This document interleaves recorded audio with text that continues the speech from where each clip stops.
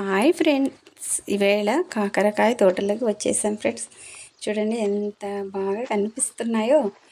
చూస్తే కాకరకాయలు కూడా అంత సూపర్గా వచ్చేసాయి. చెట్లని తాడు సాయంతో బాగా పైనకి కట్టేశారు. కింద వర్షం పడితే కూడా ఏం కాకుండా బాగా పైకి కట్టేశారు. కాయలు కూడా బాగా వస్తాయని. చూడండి కాకరకాయలు ఎంత సూపర్గా వచ్చినాయో.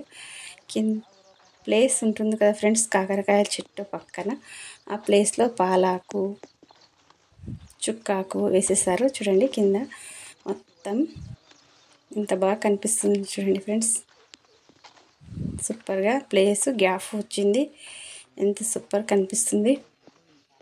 ఇలా కొద్ది ప్లేస్లోనే ఇంత బాగా చేసుకోవచ్చని ఇలాంటి వాళ్ళని చూసి నేర్చుకోవాలి ఫ్రెండ్స్. బాగా చేశారు కదా సార్ ఫ్రెండ్స్. బాయ్.